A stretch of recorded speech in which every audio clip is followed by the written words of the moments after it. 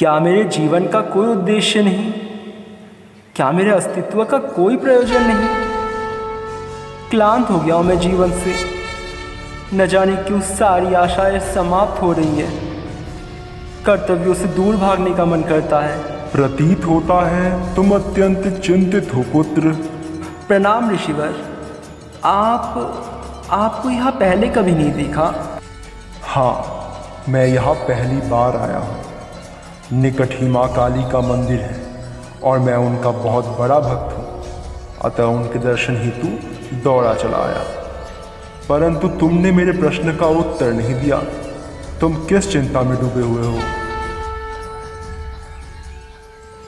अब क्या बताऊं मुनिवर, चिंता तो बहुत गंभीर है और इसका कोई हल भी नहीं है।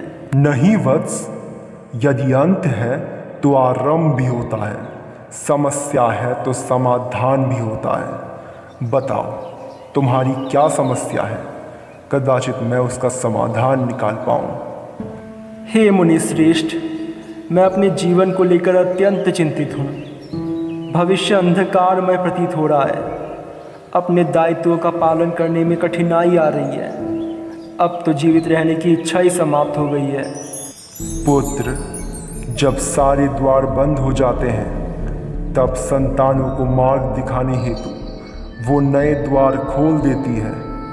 इसीलिए चराचर विश्व में उन्हें जगत माता कहा जाता है। जब कोई अपने जीवन की अपेक्षाओं को त्याग कर सारी चिंताएं उन्हें समर्पित कर देता है, तब माता चिंतपूर्णी बनकर स्वयं उनके समस्त कष्टों का हरण कर लेती है।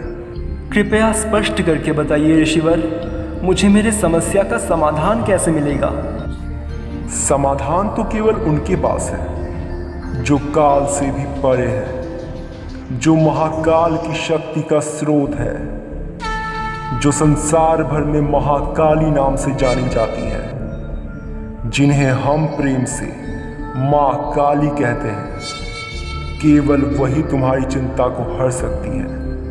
अतः माँ काली के मंदिर जाकर उनका आवाहन करो। यदि माता तुम्हारी भक्ति से तुष्ट हो गई तो देखना, तुम्हारे समस्त दुखों का अंत हो जाएगा। हाँ, उचित कह रहे हैं आप। अब तो यही प्रतीत होता है कि केवल माता ही मेरी सहायता कर सकती है। धन्यवाद मुनिवर।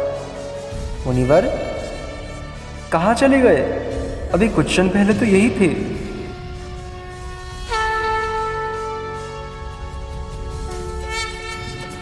आ गए महादेव? हाँ गौरी, आ गया और अपना कार्य भी पूर्ण करके आया हूँ। परंतु रामा को तुम्हारे दर्शन कब प्राप्त होंगे? ये तो मुझे भी ज्ञात नहीं है। सर्वप्रथम उसे मेरे दर्शन प्राप्त करने योग्य बनना होगा। अपनी सारी चिंताओं को त्याग कर समर्पण भाव से मेरा आवाहन करना होगा। उसके पश्चात ही उसे मेरे दर्शन प्राप्त होंगे।